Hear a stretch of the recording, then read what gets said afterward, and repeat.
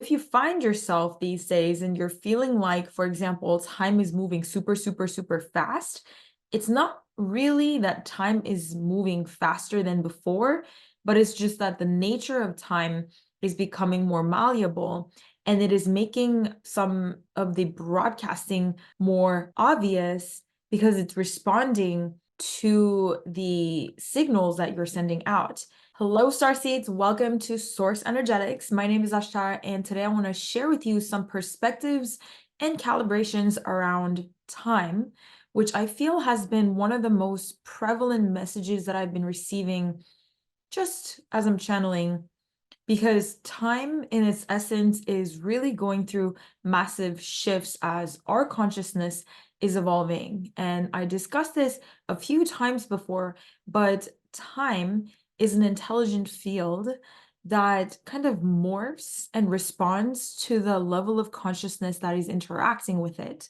And this is why, for example, extraterrestrial beings have a different relationship to the time continuum depending on what is their home sort of dimension or density, or whichever dimension or density that they're choosing to tune in from. Because our collective consciousness is going through an evolution, and people like you are going through massive evolutions in your consciousness, the way that time responds, even through the consensus reality, is going through a massive shift. So if you find yourself these days and you're feeling like, for example, time is moving super, super, super fast, it's not really that time is moving faster than before, but it's just that the nature of time is becoming more malleable and it is making some of the broadcasting more obvious because it's responding to the signals that you're sending out. And one of the most prevalent programming that we have in the human collective field is that we don't have enough time, is that time is a finite resource, and that we're running out of time, and time is not renewable, which are all kind of really based on linear cognition and Newtonian physics, which is relatively true, but it's not ultimately true, which means that it has some sort of a truth behind it from a certain angle, but it's not the entire truth. And so as you're evolving into a more quantum level of consciousness, which you could argue that consciousness is always quantum, but the way that we choose to wield the consciousness, you're becoming more potent in the way that you're able to command your influence on the consensus reality, and you're getting to a level where you're able to really render quantum wavelengths and timelines into solidified reality.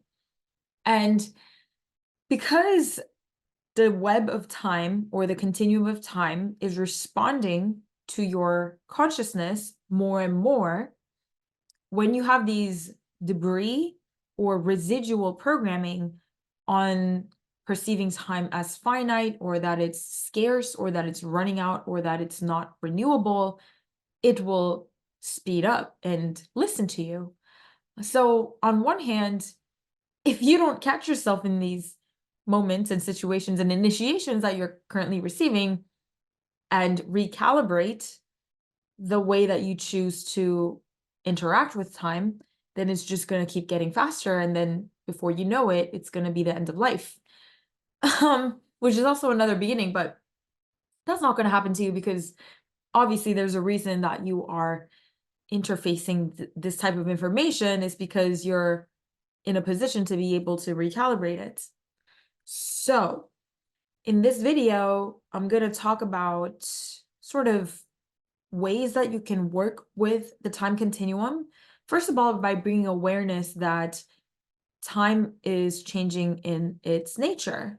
It's no longer behaving and operating in the same way that it used to, say, for example, 10 or 20 years ago, because the Earth herself is going through shifts and evolutions, and we are approaching a dimensional shift in the consensus reality. So even if you've been running high bandwidths of consciousness all this time and kind of shifting in and out of higher dimensions, we're now approaching a time where the entire collective reality is ascending in its bandwidth of consciousness for the most part, right? So time is responding to the level of consciousness that is interacting with it. So first thing to do when you find yourself thinking that time is moving way too fast, or that the years are flying by, or that there's way too much to do and not enough time, etc., is to realize that you are broadcasting those signals and realize that you have a choice not to do that. The second layer to this is to actually coherently identify and construct parameter of how you choose to deal with that stream of approaching time. So again, number one is to identify the ways in which you used to approach time management. You have all these skill sets and abilities that worked with you before. So most likely these time management tactics you've developed 10 years ago, 5 years ago, 20 years ago, where your consciousness was not vibrating on the level that it is now. Obviously, if you find yourself on my channel in one way or another, you've been developing yourself spiritually or just doing personal development things.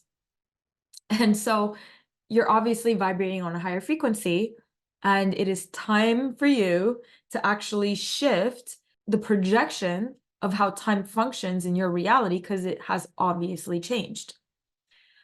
So however you used to manage your time that worked with you before, many of you would have been through school that you had to learn how to do this, or through your corporate job, or just, even if you're an entrepreneur, just the way that you used to approach tasks is going to need to upgrade, because your consciousness is upgrading and the interface of time is aligned with that and is upgrading as well. I'm going to give you some examples of what I mean by upgrading your perception of time. So let's say that throughout your day, you think of the things you have to do. So for me, for example, when I'm going about my day, they say that I'm just chilling. Obviously, I have a practice of regularly checking in what are the tasks that need to get done and writing that down. And then throughout the days, throughout the weeks, you'll randomly receive signals from your mind like, oh, I have to do this, I have to do that, I have to get to this, I have to message that person, I have to complete this. And the narrative consistently becomes, I have to get this done. I have to do this so that I could do that. I have to work on this so I could do that. So if you just shift the perspective that when you become reminded that you have to do something, that you have to do something, shift it so that you realize when you're going about your day and you receive an imprint or an imagery or an impulse of needing to do something, it's not that you have to do that thing, but it's that the timeline in which that is already complete is merging into your current timeline. And as an oracle that you are, obviously, if you're watching this, you're somewhat of an oracle. Otherwise, you wouldn't be watching this. Otherwise, I would trigger you to the core and you wouldn't be able to watch my videos. So you're basically intuiting the completion timelines in which you are calling in where those things are complete. So instead of looking at it like I have to do these things, look at it like, oh, the timelines in which those things are complete are merging into mine. And then when you render it in that way, the timelines genuinely anchor in where those are complete. And when you actually get to the task that you're supposed to do, it unfolds kind of effortlessly. There's no like struggle or striving. And plus, the general frequency that you're running is that things are complete. The broadcasting signals that you continue to send out is that things are complete. So instead of always feeling like you need to do something or that you have to get something done, cultivate the frequencies of things being complete. Even if you haven't done it yet, render it as a timeline of being complete. So this is the completion code. So for example, if you have to write a book, for some of you, you have to write a book or launch a project or launch a business or create this form of art. Instead of thinking, I have to write this book, tune into the completion timeline of this book is complete and it's pulling into my timeline. It's merging into my timeline, and feel the frequency of the completion. Continue to tune into the frequency of completion all throughout the day. When you feel like there's things that need to get done, take that as a signal to tune into the actual frequency of completion. If you even need to do the dishes, instead of stressing about needing to do the dishes, tune into the timeline in which the dishes are complete and you feel the sense of accomplishment. So rewire the energetic broadcasting that continues to come up and use the scarcity mindset that keeps coming up about time to rewire your perception that is more in alignment with the authentic truth of time, in which if you really get to a higher dimensional perspective and look at how the timelines work, that's really genuinely relatively true. Newtonian physics is relatively true, and quantum physics is relatively true too. It's all relatively true. So you get to choose how you want to vibrate with how you perceive the time and the impulses that you get or the broadcasting signals that you are sending out. Another way that you can really look at this, so I'm going to share a couple of different perspectives that you can use to rewire your perception around surfing the different timelines, is that when you have a bunch of things to do, here's imagery number one is if you understand how archangels function. So archangels are obviously archetypal rendering of consciousness that functions in a specific way in alignment with divine harmony. Archangels are able to exist in multiple different timelines at once and multiple different spatial continuum at once, because it's able to kind of create these multiple versions of themselves. So if you guys know Naruto, I don't know how many of you watch Naruto, but there is a jitsu or whatever, the calibration that the character can do, that it literally clones. Is it called jitsu? It literally creates like dozens of versions of themselves, and it's like cloning authentic versions of you in coherence with your current consciousness. So imagine you're creating multiple versions of you, like archangels, how it could create like 100,000 different versions of you, and allow those different versions of you to exist in different timelines wherein you're already working on that. So let's say that you have so many different things to do. You have 24 hours in a day, but you have to write this, you have to talk to that person, you have to do the dishes, you have to exercise. Just literally envision the process of creating multiple versions of you, and each version is doing multiple different things, and they're focused on those specific tasks, and envision all of those versions just now coherently aligning and calibrating into oneness at the moment of your choosing. And then integrate all of those different timelines that were experienced by each authentic versions of you in your right here and right now. And you receive all of the codes in completion into yourself. And if somebody that is not familiar with energetic field work, they might think it's crazy, but you could even say that even if it doesn't work, even the practice of visualizing that on its own, or even if you thought it was a placebo effect, it works. I remember having this conversation about placebo effects, and somebody was saying how placebo effects are somewhat of a menial thing that is not significant. But if you think about the magnitude of placebo effects and the way that it works because you believe that it works, that's kind of magical. It's not something to just dismiss and be like, well, that's just a placebo effect.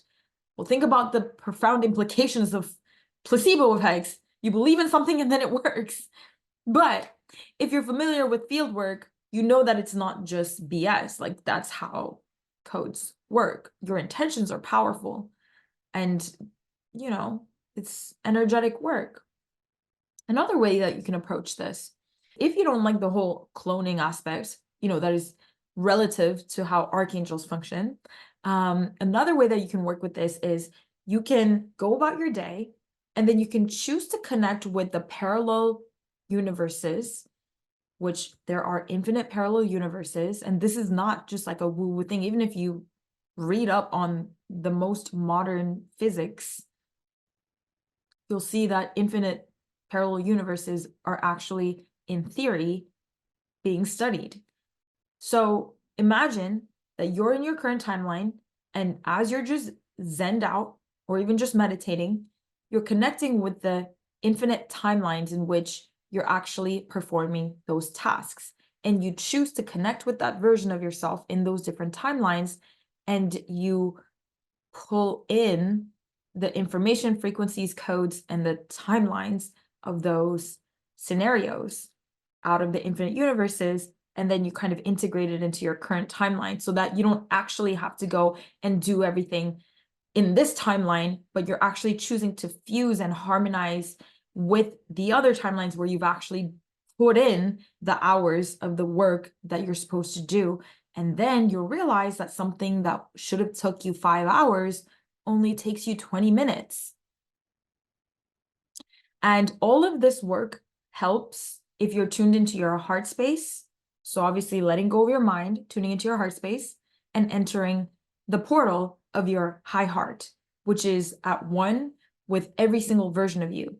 The high heart portal is in unison with your higher self and your oversoul that is quite literally tangibly connected to all versions of you. So when you're in that heart space and then you're calling in those timelines or your versions of you, then you get to really integrate. Even when you're doing research and you got to do research, I'm telling you, connect with the parallel universe version of yourself that has done hours of research, and you kind of connect energetically, download the frequencies, codes through your high heart, and then you realize you start actually researching, and then things just unfold in 10 minutes.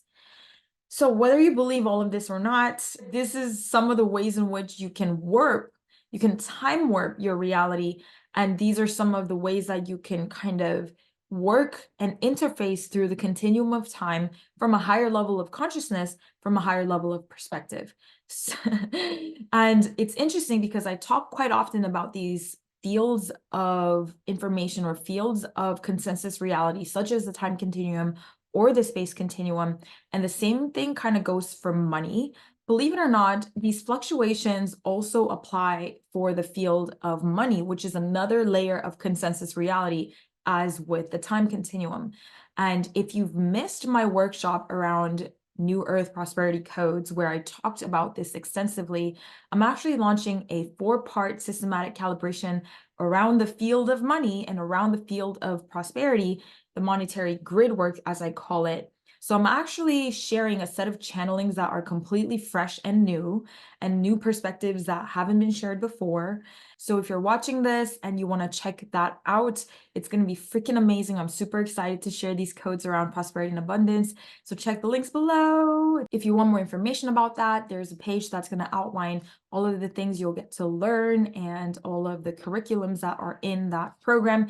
It's honestly the most affordable and accessible system that I've ever shared, because I just want this to assist people who are not yet on the level of breaking through the code of money and abundance and prosperity. And it's one of my deepest passions to assist in that. So the course is called Alchemical Prosperity, and it talks about money and the monetary flow as grid work. And also I discuss a lot of the things like how I'm discussing about time here and how that applies to the field of money, which is another consensus reality. All right, thank you so much for hanging out with me today. I hope this video has been helpful. Have fun with this process of rendering time, because once you get a hang of how responsive time is to your commands, of your intentions and your discernment and co-creation, you're going to start having a lot of fun with how you navigate this physical reality. Sending lots of love, and I'll see you guys soon. Bye.